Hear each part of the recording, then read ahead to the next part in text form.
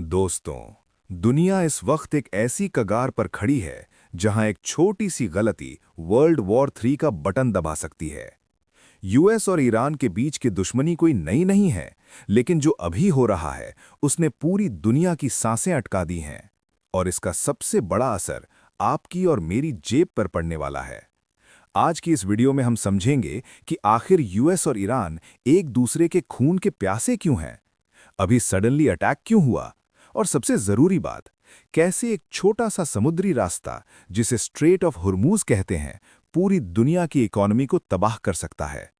Video को and तक देखना, क्योंकि इसका इम्पैक्ट डायरेक्ट इंडिया पर आने वाला है। ये वॉर किसी एक रात का नतीजा नहीं है दोस्तों, इसकी आग 70 साल पहले लग चुकी थी। बात है 1953 की। उस वक्त ईरान के प्राइम मिनिस्टर थे मोहम्मद मोसादेग। उन्होंने ईरान के तेल को नेशनलाइज कर दिया ताकि मुनाफा उनके लोगों को मिले। लेकिन अमेरिका और ब्रिटेन को यह मंजूर नहीं था। CIA और MI6 ने मिलकर एक सीक्रेट ऑपरेशन चलाया और वहां की चुनी हुई सरकार को गिरा दिया। पावर दे दी गई ईरान के राजा यानी शाह को, जो अमेरिका की कठपुतली थे। शाह की सीक्रेट पुलिस ने आम जनता पर बहुत जुल्म किए। ये गुस्सा ज्वालामुखी बनकर फटा 1979 के इस्लामिक रेवोल्यूशन में। अयातुल्ला खुमैनी के आने के बाद शाह को भागना पड़ा और ईरान एक इस्लामिक रिपब्लिक बन गया।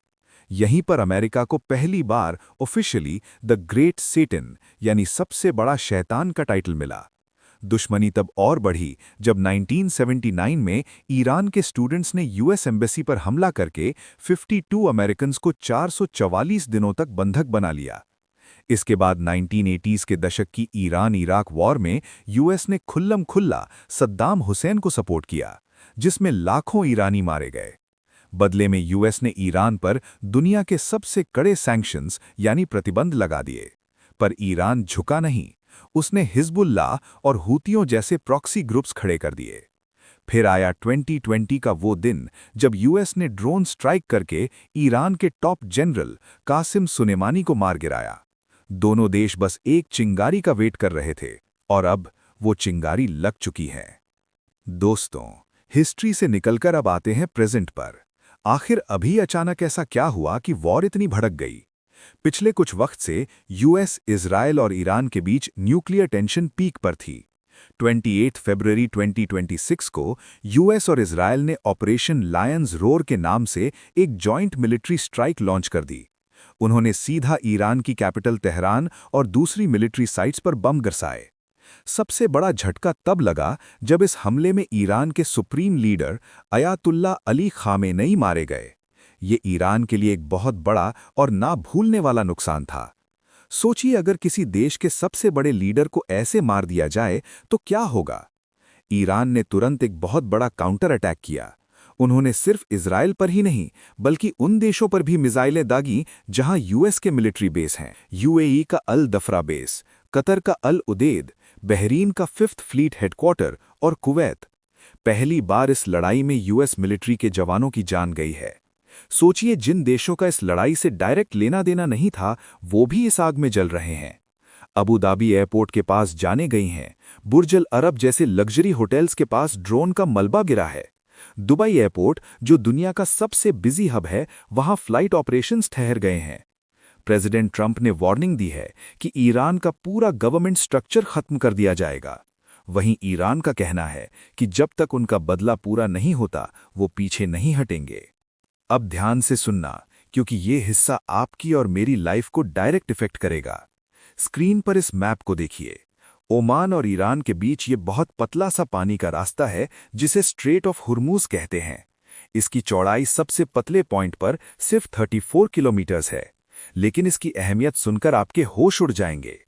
दुनिया का लगभग 20% तेल, यानी हर रोज करीब 15 से 20 मिलियन बैरल तेल और बहुत बड़ी मात्रा में नेचुरल गैस LNG इसी एक छोटे से रास्ते से गुजरता है। सऊदी अरब, यूएई, कुवैत, इराक, इन सब का तेल यहीं से निकलता है। जैसे ही यूएस ने अटैक किया, ईरान की मिलिट्री ने रेडियो पर सभी जहाज़ों को वार्निंग भेज दी कि कोई भी शिप इस रास्ते से नहीं गुजरेगा। हालांकि ऑफिशियली नाकेबंदी डिक्लेयर नहीं हुई है, लेकिन डर इतना है कि शिपिंग कंपनीज ने अपने हाथ खड़े कर दिए हैं। मेयर्स्क जैसी बड़ी कंपनीज ने अपने जहाज रोक दिए हैं। इस वक्त 150 से ज्यादा ऑयल टैंकर्स और कार्गो शिप्स गल्फ के बाहर लंगर डालकर खड़े हैं। ट्रैफिक में 70% की गिरावट आई है। ये एक तरह से पूरा ब्लॉक हो चुका है। अगर दुनिया की 20% ऑयल सप्लाई अचानक रुक जाए तो क्या होगा? Global panic. क्रूड ऑयल के प्राइसेस एक झटके में 10 से 13% ऊपर चले गए हैं। एक्सपर्ट्स बता रहे हैं कि अगर ये ब्लॉकेड लंबा चला तो क्रूड ऑयल 100 या $120 प्रति बैरल आसानी से क्रॉस कर जाएगा। ये किसी न्यूक्लियर वेपन से ज्यादा खतरनाक इकोनॉमिक वेपन है, जिसका स्विच इस वक्त ईरान के हाथ में है। भारत पर इसका क्या असर पड़ेगा? अब आते हैं सबसे जरूरी सवाल पर, हमारा इससे क्या लेना देना है? दोस्तों, भारत दुनिया का तीसरा सबसे बड़ा तेल कंज्यूमर है और हम अपनी जरूरत का लगभग 88% तेल बाहर से खरीदते हैं और इस इंपोर्ट का लगभग 50% हिस्सा, जी हां आधा तेल, इसी स्ट्रेट ऑफ हुर्मुज से होकर आता है। अगर ये रास्ता बंद रहता है तो इसका सीधा असर भारत की इकोनॉमी पर पड़ेगा। हालांकि हमने रूस से तेल खरीदकर थोड़ा बैकअप बनाया है, लेकिन नेचुरल गैस और एलपीजी के लिए हम आज भी मिडिल ईस्ट पर डिपेंडेंट है। अगर क्रूड ऑयल महंगा होता है तो भारत में पेट्रोल और डीजल के दाम रॉकेट की तरह ऊपर जाएंगे। जब ट्रांसपोर्ट महंगा होगा तो सब्जी, राशन, एफएमसीजी प्रोडक्ट्स सब कुछ महंगा हो जाएगा। दूसरी तरफ शेयर मार्केट। वॉर बढ़ने पर फॉरेन इन्वेस्टर्स पैसा निकालते हैं, जिससे सेंसेक्स और निफ्टी में भारी गिरावट आ सकती है। इसके अलावा एक बहुत बड़ा मानवीय संकट भी है। करीब 10 करोड़ भारतीय गल्फ कंट्रीज में रहते और काम करते हैं। जैसे ही दुबई और अबू धाबी पर हमले शुरू हुए और एयरपोर्ट बंद हुए, हजारों इंडियंस वहां फंस गए हैं। अगर हालात और बिगड़ते हैं तो भारत सरकार को हिस्ट्री का सबसे बड़ा रेस्क्यू ऑपरेशन चलाना पड़ सकता है। तो दोस्तों, कहानी का सार यह है कि फरवरी 2026 के इन आखिरी दिनों ने दुनिया का जियोपॉलिटिकल ऑर्डर हिलाकर रख दिया है। यूएस और इजरायल ने टॉप लीडरशिप को खत्म तो कर दिया, लेकिन उसके बैकलैश ने पूरे मिडिल ईस्ट को वॉर जोन बना दिया है। स्ट्रेट ऑफ हुर्मुज पर लटकती तलवार पूरी दुनिया की इकोनॉमी को डुबाने का दम रखती है। आपको क्या लगता है, क्या यह सच में वर्ल्ड वॉर 3 की शुरुआत है या बातचीत से इस तबाही को रोक लिया जाएगा? और क्या भारत इस ऑयल शॉक को बर्दाश्त कर पाएगा?